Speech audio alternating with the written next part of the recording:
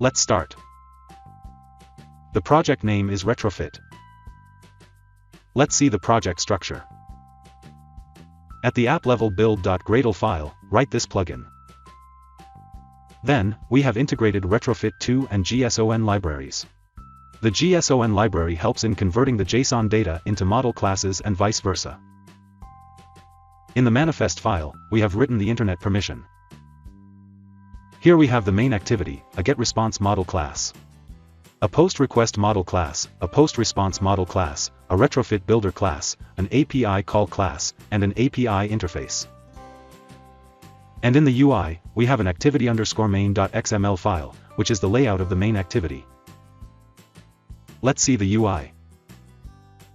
In the activity_main.xml file, we have two buttons, getRequest and postRequest. We have a text view that displays the result. And we have a progress bar that is initially hidden and gets visible when the user presses a button. Let's see the code. The scroll view is the root layout. This is the constraint layout. This is the getRequest button. This is the postRequest button. This is the text view that displays the result. And this is the progress bar. The visibility is set to gone, so the progress bar would be hidden initially. Let's see the Kotlin code now. In the getResponse model class, this is data that we will receive as a response to the getAPI call. Here we have described the data and its getter-setter functions. In the postRequest model class, this is the data that we will be sent to the post-API call. Here we have described the data and its getter-setter functions. In the postResponse model class, this is data that we will receive as a response to the post-API call. Here we have described the data and its getter-setter functions. These are the imports. This is the retrofit builder class. These are the data members. These are the URLs for the get and post API calls. Here we have implemented the singleton object creation pattern so that only a single instance of this class would be available throughout the app lifecycle. In the build function, we set up the URL, set up the JSON converter which converts the JSON data into model class and vice versa, and also set up the API interface.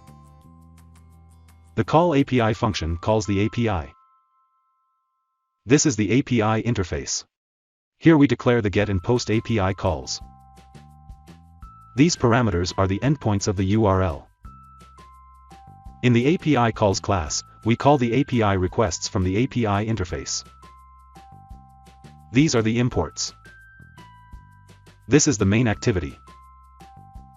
These are the data members. When the getRequest button is clicked, first we show the progress bar. Then we create the retrofit builder class instance and set up the get URL. Then we call the get API. Here we call the retrofit callback functions, which have two functionalities on response and on failure. Here first we stop the progress bar. And then receive the response and show it in the text view. When the post request button is clicked, first we show the progress bar. Then we populate the request model. Then we create the retrofit builder class instance and set up the post URL. Then we call the post API. Here we call the retrofit callback functions, which have two functionalities on response and on failure. Here first we stop the progress bar, and then receive the response and show it in the text view. Let's run the app.